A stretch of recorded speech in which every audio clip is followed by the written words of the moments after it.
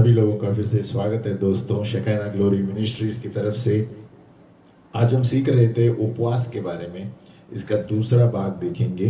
हम एक गायन लेंगे, उससे पहले हम प्रभु को शुक्रिया करेंगे। जो भी हमारे जीवन में आज हम हैं, प्रभु की बदौलत है, इसलिए शुक्रिया करना हमारा फर्ज है। शुक्रिया यीशु तेरा, शुक्रिया यीशु तेरा, शुक्रिया यीशु तेरा, शुक्रिया यीशु तेरा। गाता हूँ तेरी आराधना, शुक्रिया यीशु तेरा, शुक्रिया यीशु तेरा, शुक्रिया यीशु तेरा। गाता हूँ तेरी आराधना, शुक्रिया यीशु तेरा, शुक्रिया यीशु तेरा, शुक्रिया यीशु तेरा। गाता हूँ तेरी आराधना, शुक्रिया यीशु तेरा।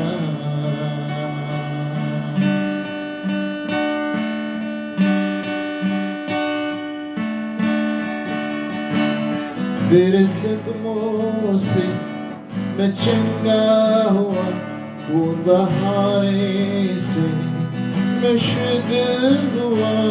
तेरे कदमों से मैं चंगा हुआ, खून बहाने से मैं शुद्ध हुआ। तू भला मुझको सदा, शुक्रिया यीशु तेरा, शुक्रिया यीशु तेरा, शुक्रिया यीशु तेरा। गाता हूँ तेरी आराधना, शुक्रिया यीशु तेरा। तेरे जख्मों से मैं चंगा हुआ, खून बहाने से मैं शुद्ध हुआ। तेरे जख्मों से मैं चंगा हुआ, खून बहाने से मैं शुद्ध हुआ। तू भला मुझको सदा, शुक्रिया यीशु तेरा, शुक्रिया यीशु तेरा, शुक्रिया यीशु तेरा। गाता हूँ तेरी आराधना, शुक्रिया यीशु तेरा।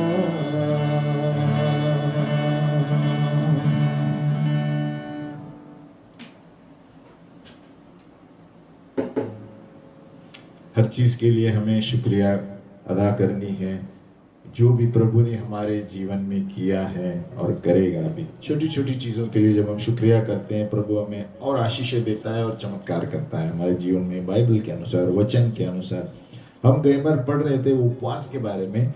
उपवास एक में हमने सीखा कि 7 क्षेत्र है जहां पर हम उपवास करते हैं। सिद्धांत में पहले उपवास से हम दीन हो जाते हैं, है ना। हम नम्र बनाता है प्रभु हमें, है ना। For whoever exalts himself will be humbled, and whoever humbles himself will be exalted. तो ये humble yourselves before the Lord and he will lift you up. तो जब दीन बनते हैं उपवास से हम नम्र बनते हैं। याकूब 4:10 कहता है, humble yourselves before the Lord and he will lift you up. तो जो दीन व्यक्ति है उसको प्रभु ऊपर उठाता है, जो घमंड करता है उसको नीचे गिराता है। तो ये साफ जाहिर है कि परमेश्वर उन लोगों को ऊंचा उठाता है जो नम्र बनते हैं, और नम्र बनने का स्टाइल है उपवास करना। नंबर 2 है, और एक कारण उपवास करते हैं हमने देखा, परमेश्वर का वचन को गहराई से जानने के लिए। नंबर 3 उपवास करना है परमेश्वर की इच्छा जानने के लिए कि मेरे जीवन में इस धरती पर मुझे क्या करना है। नंबर 4 हमने देखा चंगाई पाने के लिए हम उपवास करते हैं, है ना। नंबर 5 हमने देखा छुटकारा पाने के लिए दुष्ट आत्माओं से, है ना। नंबर 6 हमने देखा जब परमेश्वर की मध्यस्थी हमें चाहिए, हम घटनाओं में है, समस्याओं में है, तो उपवास करके उसका उत्तर चाहिए। और नंबर 7 हमने देखा कि दूसरों के लिए मध्यस्थी करे उपवास करके, ताकि दूसरे व्यक्ति को, पड़ोसी को छुटकारा मिले, कोई तकलीफ में उसको छुटकारा मिले। तो ये हमने देखा था गए बार। आज हम देखेंगे उदाहरण वचन के अनुसार, पवित्र शास्त्र के अनुसार, कि कैसे एक व्यक्ति था, एज्रा नामक व्यक्ति था। वे राजा के नीचे काम करते थे, और जो यात्री यहूदी लोग वापस आ रहे थे बंदुआई से, बेबीलोन से यरूशलेम की ओर, और उस यात्रा में बहुत शत्रु थे। और राजा को इस एज्रा ने बताया था कि मुझे किसी की आवश्यकता नहीं है, क्योंकि मेरा परमेश्वर मुझे बचाता है। तो अब उसने बोल तो दिया, तो इसलिए उसकी चुनौती थी आगे कि मैं राजा को सेना मांगू या मैं परमेश्वर के बल पर यात्रा करूं। हम पढ़ेंगे, है ना, एज्रा का 8 का 21 से 23 पढ़ेंगे, तभी हम जानेंगे कि ये व्यक्ति एज्रा, इसके चुनाव था कि शरीर के अनुसार सेना और तलवार के साथ इस्तेमाल करूं राजा को बोल के, क्योंकि राजा उसको जानता था, या उसने कहा था कि मैं, मेरा परमेश्वर है, स्वर्गदूतों के द्वारा मुझे बचाएगा। तो क्या सही किया उसने। एज्रा 8 21 से 23। तब मैंने वहां अर्थात अहोवा नदी के तीर पर उपवास का प्रचार इस आशय से किया कि हम परमेश्वर के सामने दीन हो। देखो, उपवास करके व्यक्ति दीन हो जाते हैं, और उससे अपने और अपने बाल बच्चों और अपनी समस्त संपत्ति के लिए सरल यात्रा मांगी, क्योंकि मैं मार्ग के शत्रुओं से बचने के लिए सिपाहियों का दल और सवार राजा से मांगने से लज्जाता था, क्योंकि हम राजा से यह कह चुके थे कि हमारा परमेश्वर अपने सब खोजियों पर भलाई के लिए कृपा दृष्टि रखता है, और जो उसे त्याग देते हैं उसका बल और कोप उनके विरुद्ध है। इसी विषय पर हमने उपवास करके अपने परमेश्वर से प्रार्थना की, और उसने हमारी सुनी। तो एज्रा के पास ये चुनाव था, क्या कहता है, क्योंकि मैं मार्ग के शत्रुओं से बचने के लिए सिपाहियों का दल और सवार राजा से मांगने से लज्जाता था, क्योंकि पहले से ही मैंने राजा से कहा था कि मेरा परमेश्वर महान है, क्योंकि हम राजा से यह कह चुके थे कि हमारा परमेश्वर सब खोजियों पर भलाई करता है, जो उसका पालन करते हैं आज्ञा का, और जो उसे त्याग देते हैं उसको क्रोध से विरोध करते हैं। तो ये पहले से राजा से कह चुका था। तो वो अभी सोच में गिरा कि राजा को पूछूंगा तो बोलेगा, अरे क्या है तुम्हारा परमेश्वर, क्या कुछ नहीं करता। तो उसने निर्णय लिया कि हम दल और सवार राजा से लज्जाता था। तो उसने क्या किया, इस विषय पर हमने वो उपवास करके अपने परमेश्वर से प्रार्थना की, और उसने हमारी सुनी। तो यहाँ पर क्या देखते हैं हम, एज्रा जो व्यक्ति था, उनको चुनाव था उसके सामने कि मैं राजा को बोल के सेना तो दे दूं। तो सेना तो बड़ी सेना राजा दे सकता था, है ना, तलवार बिलवार लेकर। लेकिन उसने पहले से ही कहा था राजा से, प्रभु मेरा परमेश्वर मुझे बचाता है। तो इसीलिए वहां लिखा है कि वो परमेश्वर से सामने दीन हो, है ना। आप घर में पढ़ सकते हैं एज्रा 8 21 से 23, क्योंकि मैं मार्ग के शत्रुओं से बचने के लिए सिपाहियों का दल और मांगने से लज्जाता था, क्योंकि मैंने पहले ही राजा से कहा। तो अब ये चुनौती थी, इसलिए क्या किया एज्रा ने, उपवास। तो उपवास से क्या फर्क पड़ता है, देखो, हर एक घटना या स्थितियों में, जैसे मैंने बताया था 6वां पॉइंट था कि घटनाओं और समस्याओं में उपवास करो, प्रभु राह खोलता है। तो यहाँ पर यात्रा में शत्रु थे, लेकिन एज्रा ने मनुष्य पर भरोसा नहीं किया, उसने परमेश्वर यहोवा पर भरोसा किया। और क्या दिया है कि मैंने इस विषय पर उपवास करके अपने परमेश्वर से प्रार्थना की, और उसने हमारी सुनी। और पता है, इसके लिए उसको यात्रा में कोई प्रॉब्लम नहीं हुआ एजेकिएल को, क्योंकि उसने उपवास करके परमेश्वर पर भरोसा रखा, मनुष्य के तलवारों पर नहीं, है ना। इसको दो चुनौतियां थी, है ना। दो निर्णय ले सकते थे, या तो शरीर में वो घोड़ों पर सवार सेना को लेकर जाए हमारे आगे, या तो, और वो बहुत परमेश्वर का साथ था, यानी राजाओं का साथ था एजरा के पास, है ना। कभी भी मांगे तो मिल जाता था उसको, क्योंकि राजा एजरा को बहुत पसंद करता था। लेकिन एजरा ने नहीं मांगा। एजरा बताना चाहता था कि मेरा परमेश्वर मनुष्य से महान है। और यात्रा में उन्होंने उपवास किया और कहा, इस विषय में हमने उपवास करके अपने परमेश्वर से प्रार्थना की, है ना, और उसने हमारी सुनी। और परमेश्वर ने सुनी प्रार्थना, क्योंकि उन्होंने उपवास किया। तो उपवास करने से क्या होता है, हम नम्र बनते हैं। यहाँ आगे दिया है ना, कि हम परमेश्वर के सामने दीन हो। इसलिए, है ना, तब मैंने वहां अर्थात अहुवा नदी के तीर पर उपवास का प्रचार इस आश्रय से किया कि हम दीन हो जाए। देखो, जब हम उपवास करते हैं तो परमेश्वर के सामने नम्र हो जाते हैं कि प्रभु मैं तेरे बिना कुछ नहीं कर सकता, प्रभु तू ही मेरे लिए सब कुछ है ना। तो ये इसके लिए नंबर पहला क्षेत्र है, हम नम्र बनने के लिए उपवास करो। हर एक क्षेत्र में जब हमें नम्र बनते हैं उपवास के द्वारा, और हम ये जताते हैं कि प्रभु तेरे बिना हम कुछ नहीं कर सकते, है ना। तो यहाँ पर देखते हैं कि एजरा ने कि अपने प्राणों को नम्र करते हुए, उपवास करते हुए परमेश्वर की अलौकिक यात्रा हुई। उसका मतलब परमेश्वर के स्वर्गदूत यात्रा में थे, है ना। जब हम उपवास और सुरक्षा के लिए मांगते हैं और प्रार्थना करते हैं, उपवास और प्रार्थना दोनों साथ में चलते हैं। उपवास करते हैं तो प्रार्थना करना बहुत जरूरी है, उपवास और प्रार्थना साथ में चलते हैं। और उपवास करने से यहाँ दिया है, उन्होंने अपने प्राणों को नम्र किया और परमेश्वर ने चमत्कारी रूप से उनकी यात्रा में कोई शत्रु नहीं आया। क्यों पता है? क्योंकि परमेश्वर यहोवा सेनाओं का यहोवा है। उसकी सेना कौन है? स्वर्गदूत। जब स्वर्गदूत रहते हैं कोई आपके सामने नहीं आ सकता, क्योंकि आपको दिखाई नहीं देंगे, लेकिन स्वर्गदूत आपके लिए लड़ते हैं, है ना। आराधना में स्वर्गदूत नीचे आते हैं, झगड़े के समय स्वर्गदूत आपके आगे आएंगे, समस्या के समय स्वर्गदूत आपको बचाएंगे, क्योंकि भले आपको कभी दिखाई नहीं देंगे। लेकिन एजरा ने यही किया, उनको कोई स्वर्गदूत दिखाई नहीं दिया, लेकिन एजरा को पता है, उन्होंने कहा कि परमेश्वर उनकी भलाई और कृपा दृष्टि करता है, जो उनकी खोजी है ना। और जो उसे त्याग देते हैं उसका बल और कोप उनके विरुद्ध है ना। क्योंकि हम ये राजा से कह चुके थे, है ना। ये एजरा ने राजा से कहा था कि मेरा परमेश्वर अपने सब खोजियों पर भलाई करता है, कृपाएं दुष्ट रखता है, और जो उसे त्याग देते हैं उसका बल और कोप उसके विरुद्ध में आता है। तो ये पहले से एजरा ने राजा से कहा, है ना। तो राजा से किस मुंह से वो लज्जित हो जाए, मांगे कि मुझे शत्रु के लिए सेना चाहिए, है ना।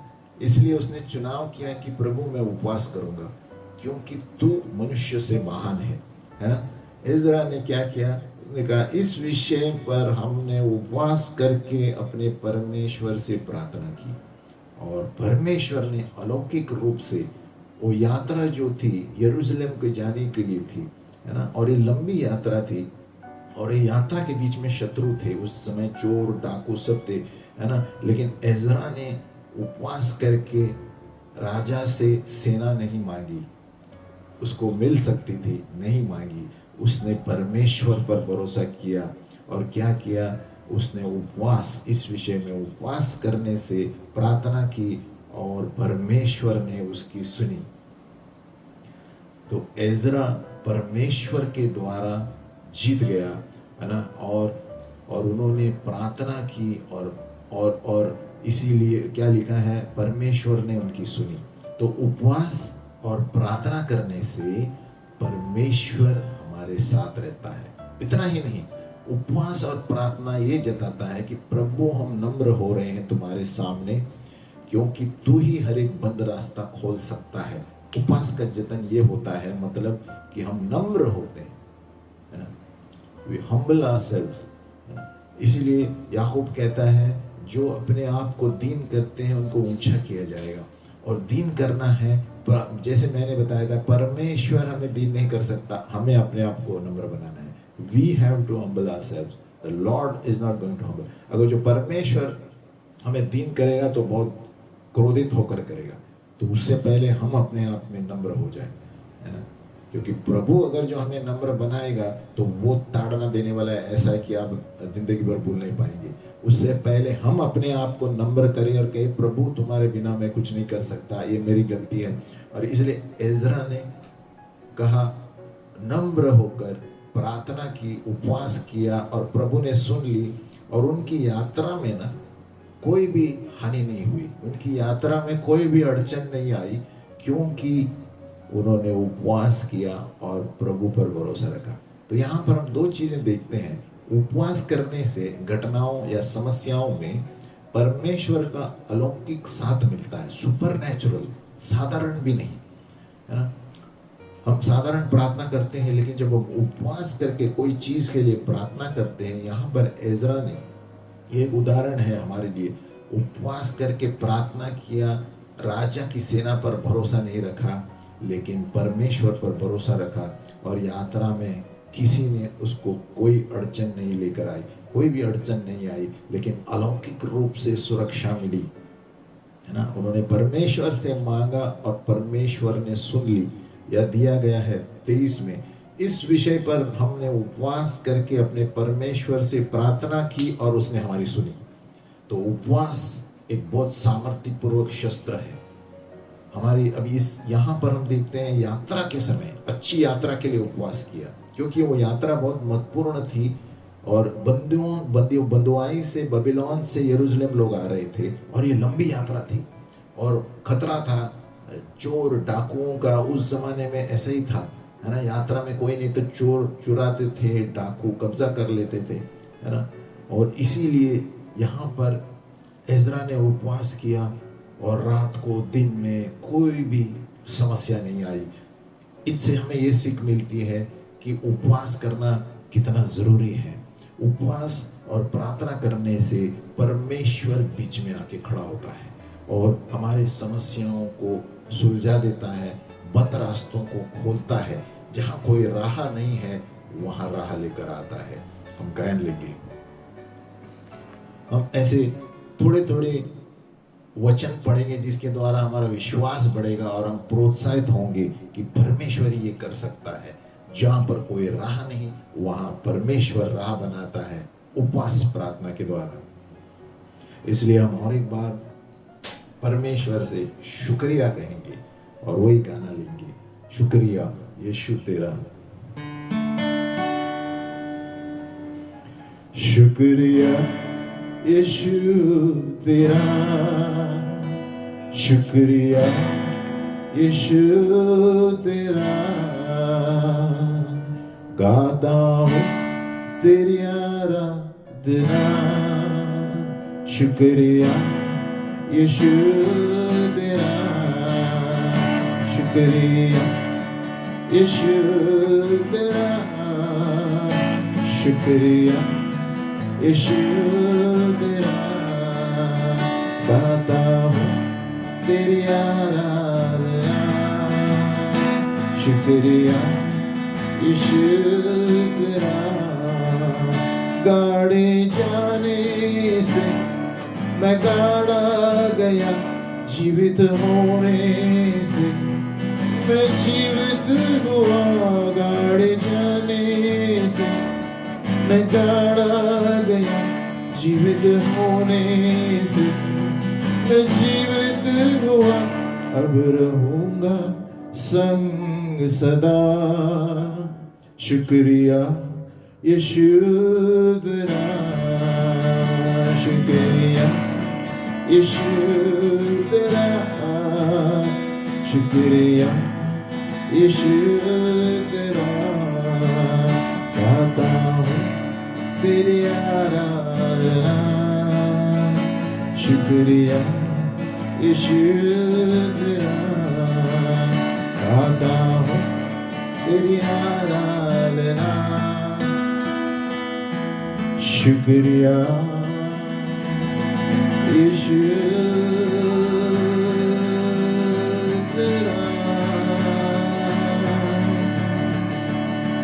धन्यवाद प्रभु, शुक्रिया प्रभु, गाता हूँ प्रभु तेरी आराधना। शुक्रिया प्रभु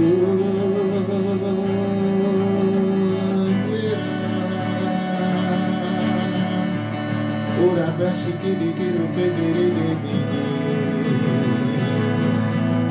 ora la pira si de